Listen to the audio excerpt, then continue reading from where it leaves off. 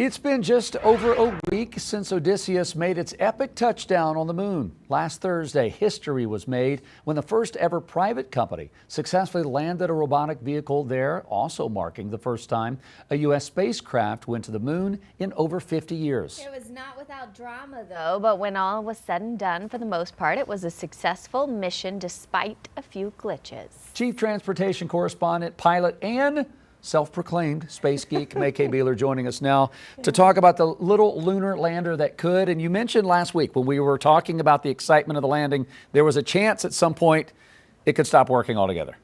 I don't know whether to say good night or rest in peace.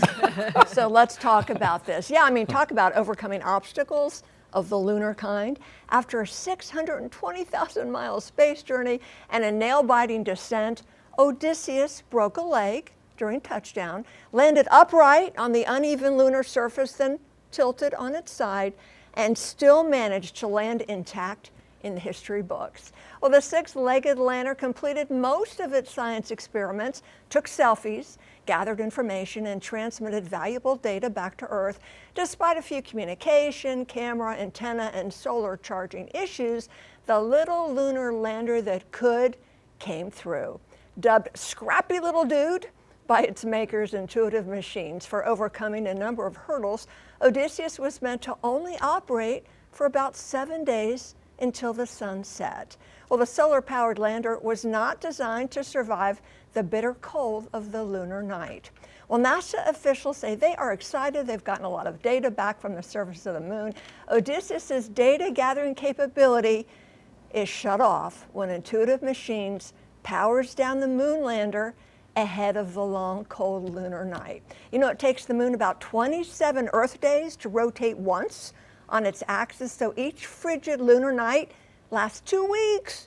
With no heaters on board, the lander's instruments and batteries will, in all likelihood, freeze to death. All right, so here's an update I got yesterday when I asked Intuitive Machines about the current status of the lander. They said, still kicking. Odysseus continues to operate on the lunar surface. Flight controllers intend to downlink additional data and command Odie, that's the nickname, into a configuration that he may phone home if and when he wakes up when the sun rises again.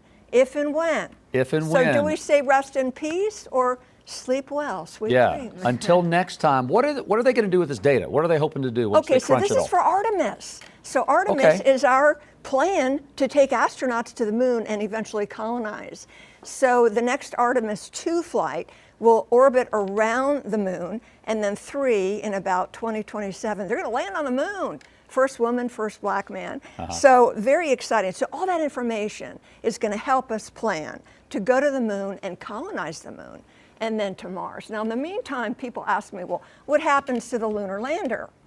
Well, honey, she can't take off and come back to Earth. She has no capability. She's going to sit there, be an artifact, maybe in a museum one day, unless a boulder or space junk hits it. Wow. But bless him, and he may wake up. Yeah. That's crazy. But you know what the temperatures on the moon at night at the poles? What's that? Minus 400 degrees Fahrenheit. Ooh. How do you survive that? You don't. How do you wake up from that? The machine can't even survive that. I know. So, but Intuitive Machines said it may be able to phone home. Yeah, maybe. Maybe. Maybe not. All right. May K. Beeler, thank you for that. We appreciate it. Thank you.